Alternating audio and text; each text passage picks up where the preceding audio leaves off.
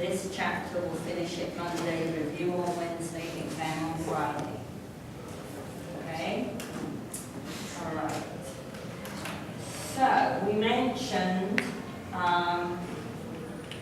when we were looking at the growth curves that we were going to look at the other systems and the development of the other systems. All right, so the one we're going to start, well, we're going to look at an overview, and then we're going to start looking at skeleton and the muscles. And on Monday we will do the adipose and the nervous system. All right, so our body systems, this chapter is all about individual structural constraints. Right? These are things we can see and things we can measure. Okay? And by now you should be getting used to the idea that the perspective in this textbook looks at the fact that there's external, extrinsic influences on how the constraints develop and what we see occur.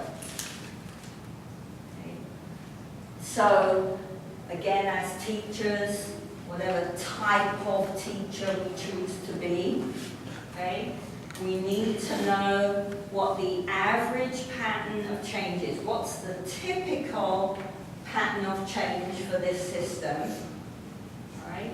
So that we can identify something that is atypical that might be occurring in one of our students, athletes, clients, etc. And we want to know what's the acceptable range of development for a particular system, because not everybody is going to develop the same way or to the same point. All right, so we're looking for a range. And we need that to help us identify what effect that system is having on the motor pattern that we're observing that person produce. Right? All comes back to our constraints triangle. Remember that the constraints are interacting, and we have a movement pattern, a motor pattern that emerges from that interaction. Okay.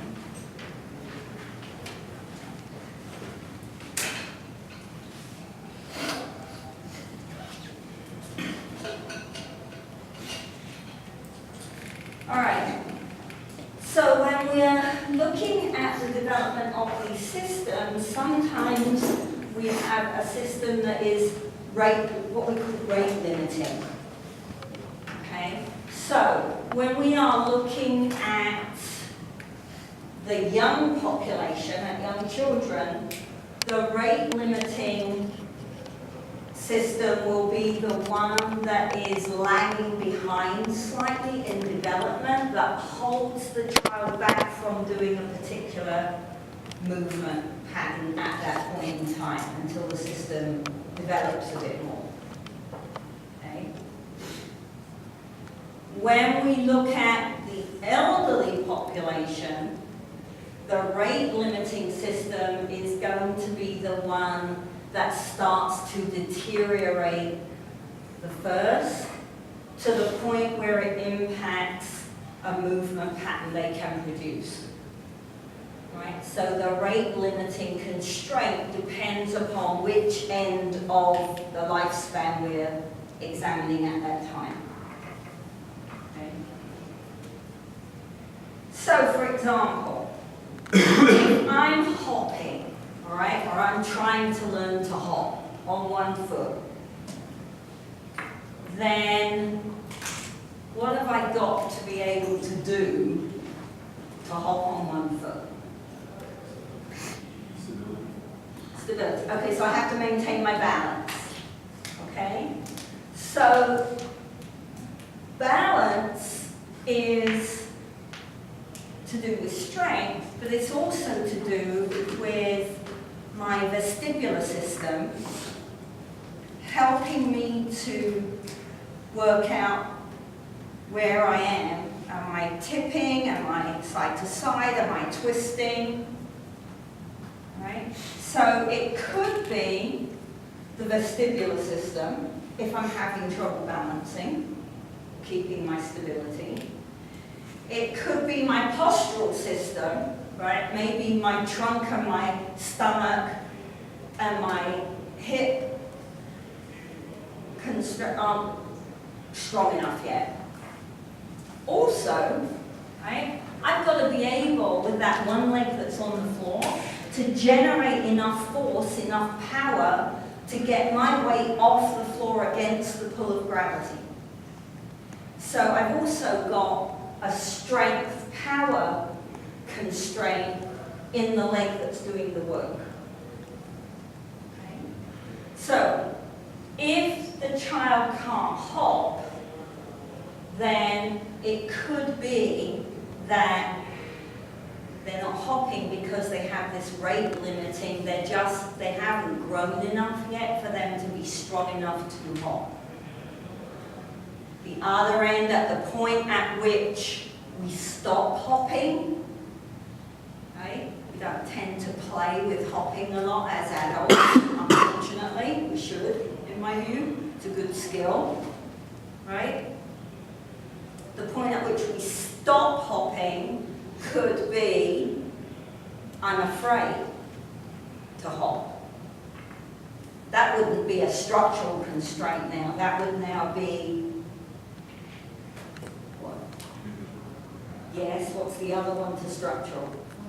Functional, right? That would be a functional rate limiter that I'm too afraid to hop because I'm scared of what would happen if I fell over. Or I might want to hop, but I've lost too much strength in my legs and I can't generate enough power to get off the floor anymore. Right? So again, it depends which end of the lifespan we're looking at. Okay? So let's take a little more detailed look at what's going on in that skeletal system that we were discussing last week and on Monday. Right? Postnatal development of the skeletal system. So remember the little picture that I showed you where we had the primary ossification center in the legs and the feet of the fetus, right? About 11 weeks. Okay, we had that little dark blip in the middle of the leg. That's how the bones grow in the baby prenatal. Postnatal, our long bones grow by laying down minerals at the secondary ossification centers, which are at the ends of the bones. Right? So you may know them as the growth plates. Technically, they're the epiphyseal plates. Right? So our long bones, our legs, our feet, our toes, our fingers, our arms grow postnatally by laying on additional bone at the end. So it's a very bad long bone. Right? The epiphyseal plates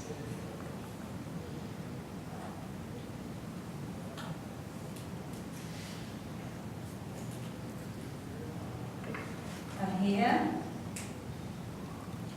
Right? And so this is the point at which we add calcium, phosphorus, and all the minerals that help the bones to grow and become hard.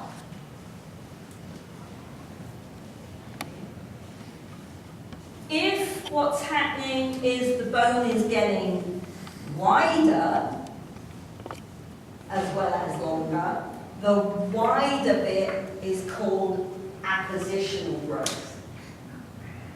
And that's slightly different. We lay bone cells down along the outside of the bone. What's bone girth? Girth is the width. The diameter.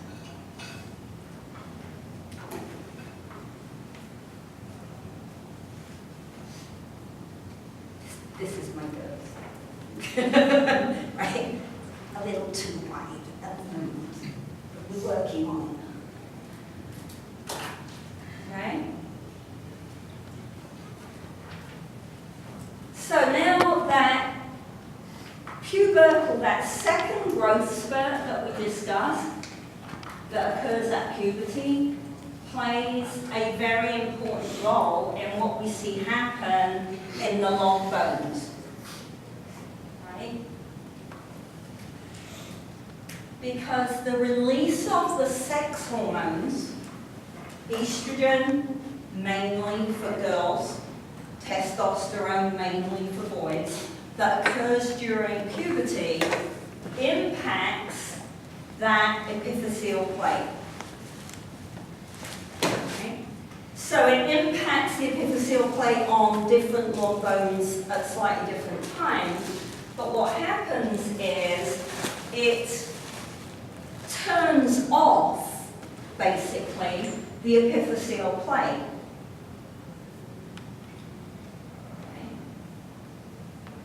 So as the sex hormones start to build up in the system, we start to see the cessation of growth in the long bones. We still see growth in the trunk.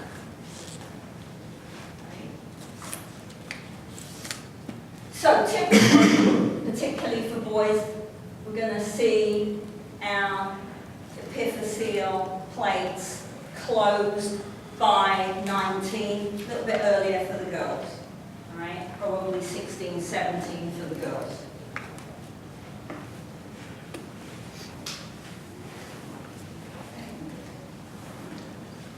So if we think about the concept of an early maturer versus a late maturer, okay?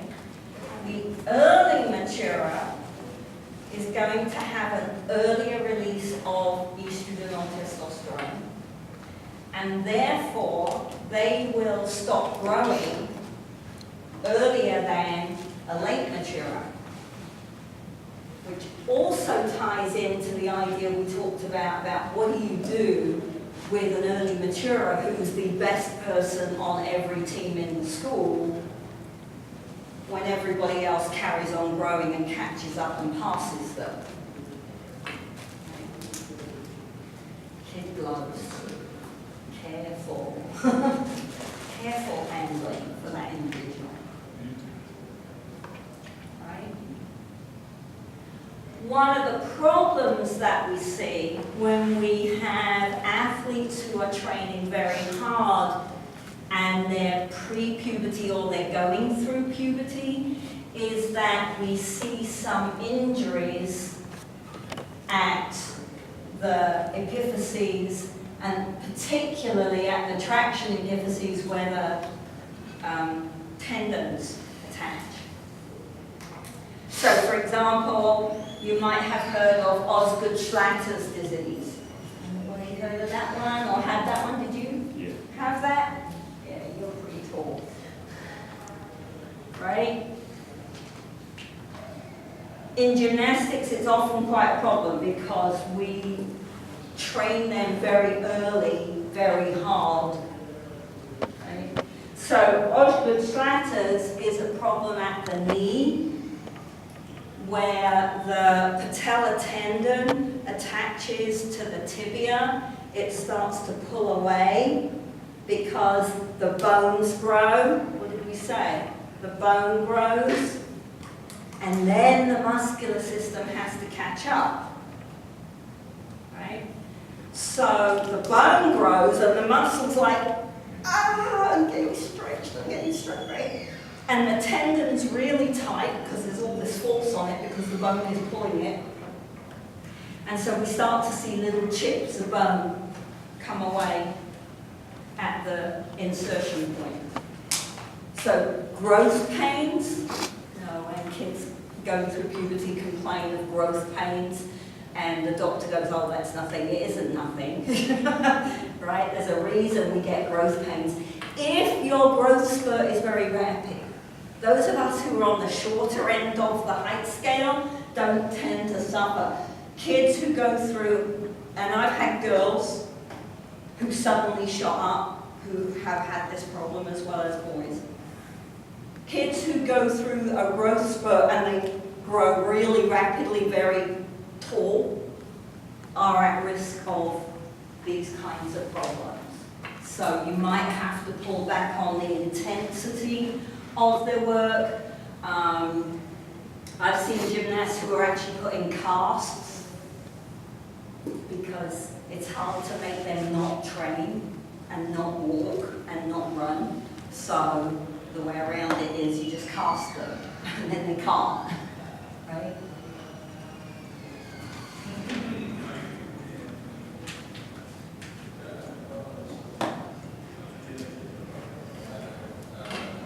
So bone is quite an interesting tissue because unlike some of our other tissues, bone can rebuild itself continually all through the lifespan. Okay? So it remodels all the time. And the old bone gets absorbed, and the calcium and the minerals get reabsorbed, and new bone gets laid down. Okay. Once we get into our 40s and 50s and older, then that new bone being laid down starts to slow down, but the bone reabsorption doesn't slow down. So we start to get an imbalance as we get older, and that's why it's particularly important to maintain weight-bearing physical activity as you get older to try to stimulate this laying down of new bone so that it doesn't slow down too much. Right? Women, particularly after menopause, are at more risk than men, but it can occur in men, particularly if they're small. And what happens is that because of the imbalance between the new cells being laid down and the old cells being reabsorbed, the bone starts to become more brittle. So that puts it at more risk of fracturing if you take a fall. You also have a problem, and we can't see it very well here.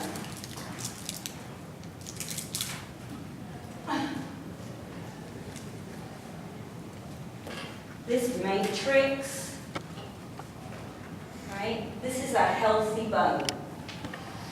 Okay?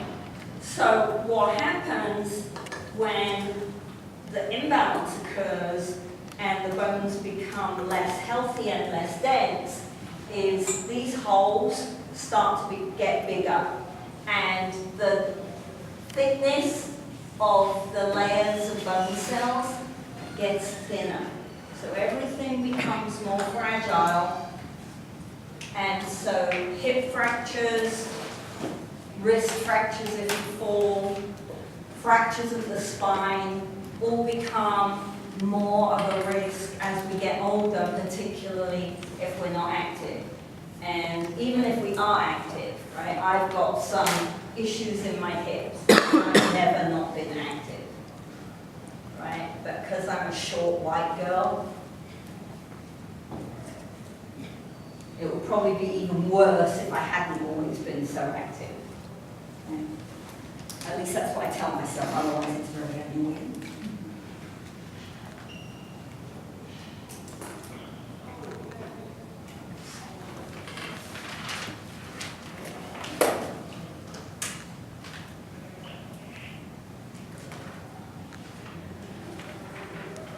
So, clinically, obviously we can't do this as a teacher, but clinically, and I like it just because it gives us a really good visual of what's going on in a bone that isn't a long bone, right? In the wrist, they use hand and wrist x-rays, so they have a great big fat book with hundreds and hundreds and hundreds of pictures of x-rays that they can compare their x-ray to try to judge. Remember, chronological age isn't the the same as system age. Right?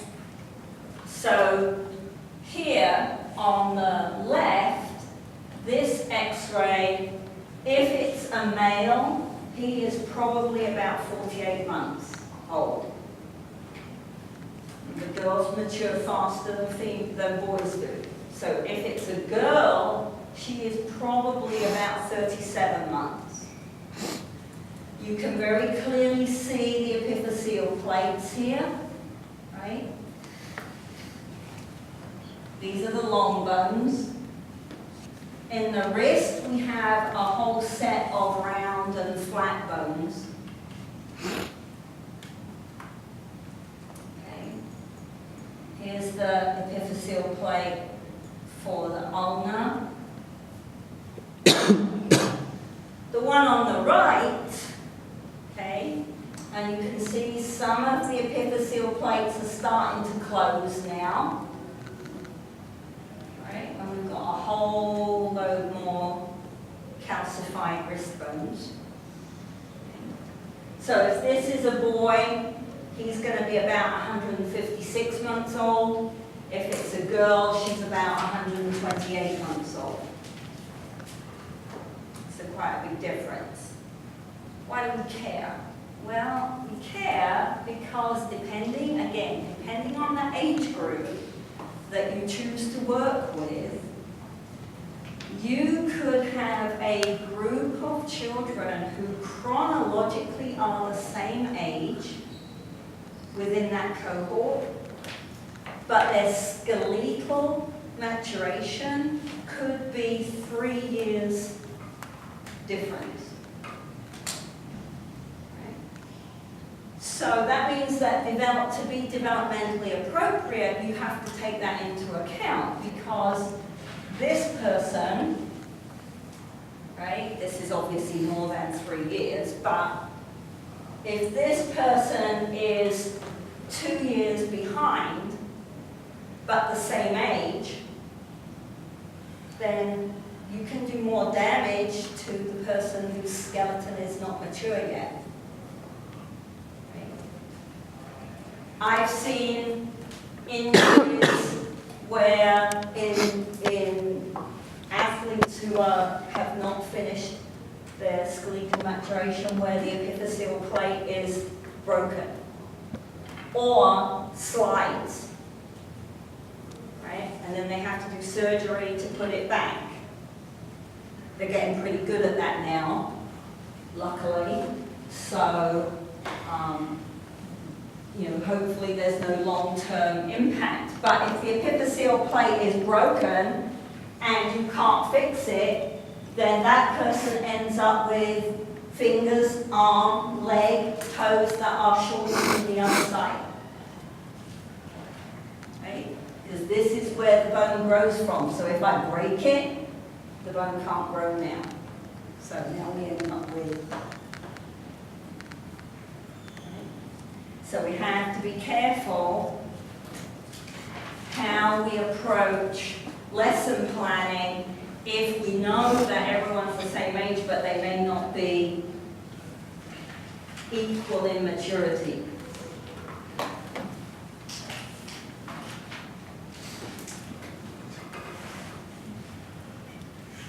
Okay, questions on skeletons?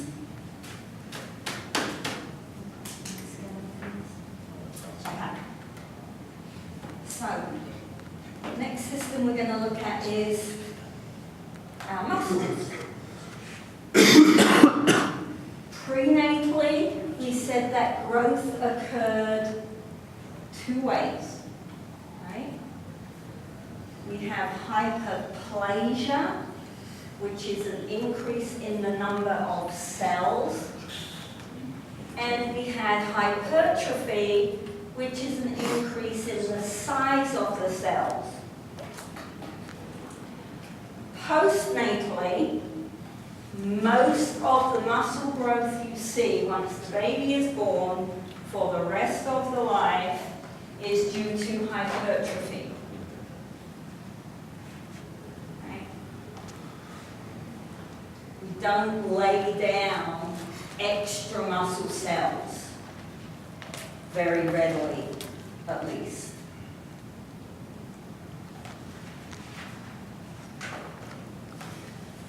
Right? When we do ex-phys, we'll talk about the fact that there is some research that indicates that muscle cells might split in two under very specific high-intensity circumstances, but it's not the norm. Okay? The norm is that we don't lay down extra muscle. We just grow the muscle we have bigger. Okay? It's also going to follow our S pattern, like our other growth curves that we looked at. And the diameter, so the width of the muscle, the change in the width, is very related to how active the individual is. Right? So the more active they are, the more these cells expand and get bigger. For the muscle to get longer, it has to add sarcomeres. So a muscle, if you haven't taken your A&P yet, make sure you get that done soon. A muscle is comprised of lots of fibers that have these little like dominoes, these sarcomeres, end to end. Right? So for it to grow longer, has to add a sarcomere, but it's within the muscle cell. It's not adding a cell, it's adding structure within the cell. Does that make sense? Is that okay? All right. So,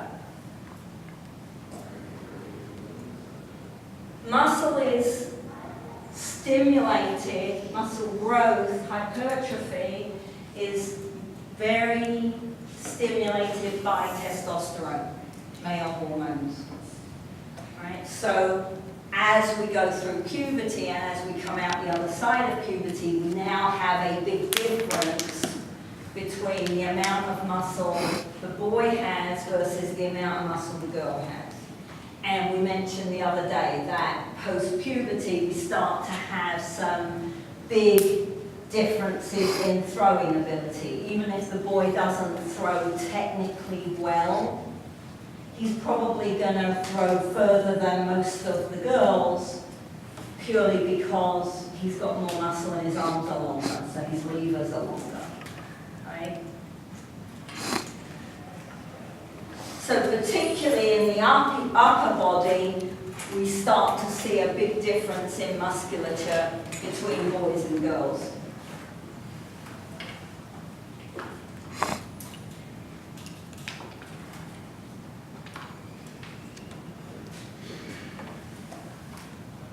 So muscle fiber type, and again in ex-phys we do this in a lot more detail. Alright. Muscle fiber type is looking at, can the muscle contract quickly or does it contract relatively slowly? Alright, it's relative. Okay, so we have type 1 muscle fibers and we have type 2 muscle fibers. And at this point in time in humans, we know we have type 2A and type 2X. Type 2X used to be called type 2B, but they're not called type 2B anymore. So if you are looking online and you are looking at a resource that is talking about type 2B, it's a little old. Right? Type 2A and type 2X and type 1. Okay? Type 1 are the ones that contract more slowly.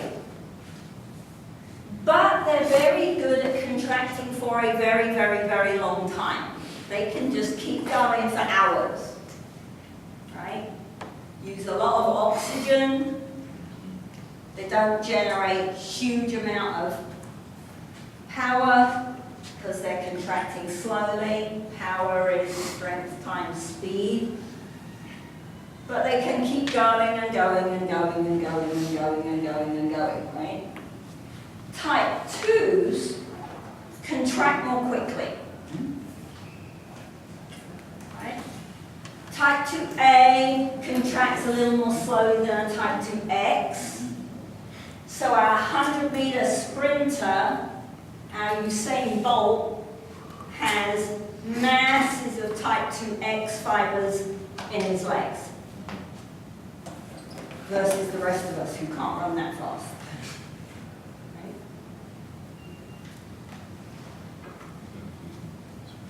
The ratio for most people, right, the average person, has about 50% type 1 and 50% type 2. So we can run slowly for a long time, and we can run quickly, but we can't run really, really quickly, right? That's the majority of people. People who are very, very good at marathons have a very high proportion of type 1 fibers compared to the typical population. People who are very good at sprinting, jumping, throwing, anything that involves power, have higher percentage of type 2 fibers compared to the typical population. Right? The ratio of type 1 to type 2 is genetically determined. Okay? So you can't change it. Only about maybe up to 20% of your muscle fibers are not determined when you're born. So you've got a year or so, the first year of life, where that last 20% are deciding whether they're going to be type 1s or type 2s. What if you're good at both, like distance and sprinting, jumping, like you have to? They're good-ish at both, right? If you look at the gold medal decathlete, and you look at his 100-meter time, he would not make the 100-meter final. He's good, but he's not great, right? Yeah, decathletes, people like that well, anyone who's really good at anything is physiologically freaky, because most of us aren't, right? Alright, so it's genetically determined. I can't change it. I can't make someone who is slow fast. And I can't make someone who is fast an endurance athlete. You can't. Right? The key is work out what they're good at, test them, assess them. Are they good at jumping, or are they good at running for a long time? If they're good at running for a long time, which position do I want to put them in? Not the position where they have to jump to get the ball. We don't do that in school. We just let everybody try everything, and they fall in love with something that they can't ever be any good at, and then there's all heaps of problems. Or you guys were lucky enough to be genetically gifted with the right proportion to be successful at the sport that you've chosen. Or maybe you did 3 or 4 sports, and this is the one you were good at, because this is the one that your ratio matches. Okay. So, by the age of 1, those ratios are pretty similar to what they're going to be when that baby has grown up and been an adult. Obviously, the ratio changes amongst individuals. Right? Everybody's different. Not only does it change amongst individuals, it's different amongst muscle groups. So you might have quite a lot of type 2 and be quite powerful on your bench press, but be really sluggy on your squat, or the other way around. So it's not even equivalent across all muscles in your body.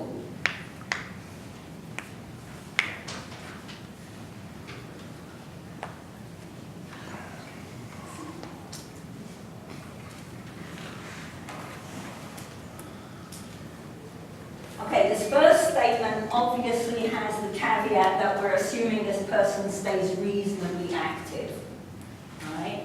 If you stay reasonably active, then loss of muscle mass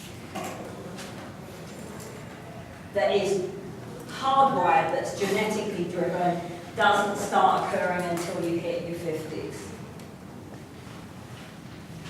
Right?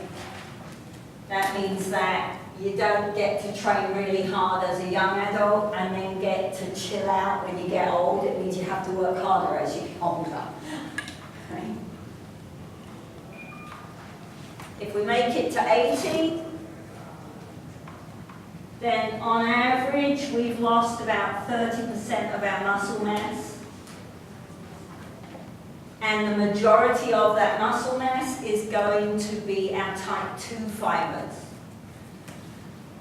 That means that we slow down. So when you watch your grandparents as they get older and they get slower, part of that getting slower is they don't have the muscle fibers that contract really quick anymore. They're the ones that disappear the first. We keep our nice, slow, long time type 1 fibers.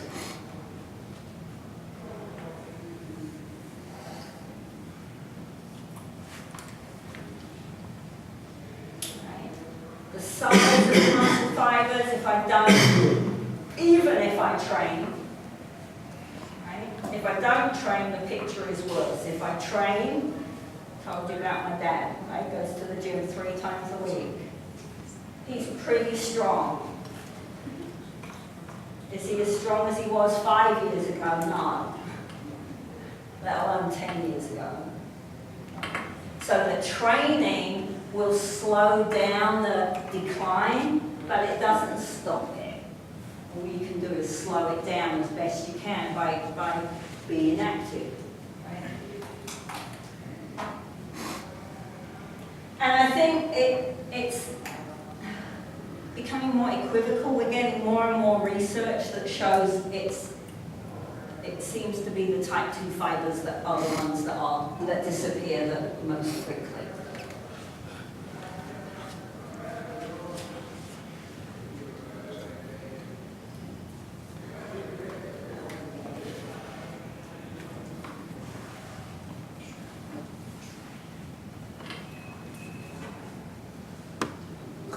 So between these 2 particular systems, we have quite a strong interaction during puberty, in particular, right? We said the bone grows first, but the muscle is attached at either end to the bone. So the bone grows and the muscle doesn't grow. So it's like taking an elastic band and pulling it, and putting all that stress on the elastic band. Right? In response to the stress, because our body adapts in response to stress. Training is stress, exercise is stress. In response to the stress, to the stretch on the muscle lays down more sarcomeres and grows to match the bones. Right? But remember that growth in the muscle system is behind the growth in the skeletal system. Okay? When we look at adults and we look at that idea of bone density, right, then we see the roles reversed. If I train my muscles, they are connected to my bones. So the force that I am applying with my muscle is being transferred to the bone and stimulates the bone to lay down additional cells and stay stronger. So it works both ways. These systems interact both ways. The key for this chapter, as we're working through, we'll finish off on, where are we? off on Friday, is thinking about which changes are inevitable. Okay, I said we don't have anywhere near enough research on the elderly population. Which changes are inevitable because they're genetically driven, and which changes are lifestyle dependent, right? How much does my lifestyle impact the development of my muscular system? I think a lot.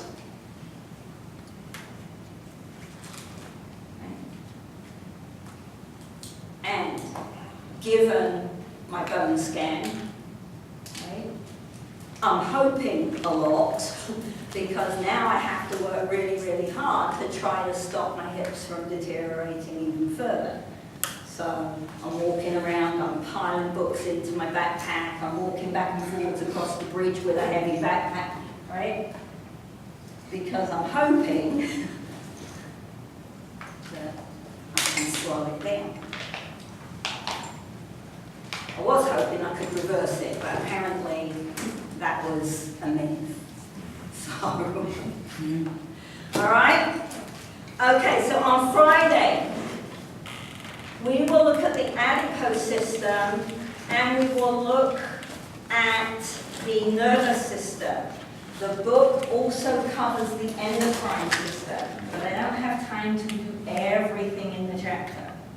All right? So be aware that there is another system that isn't involved in your PowerPoint notes. Okay? All right, questions? Okay, we've done really well with the kids. We've got just about the right number of kids for Friday's group. Okay? So some of you I will see at 9 o'clock at the CBC. The rest of you I'll see back here at 11. Okay?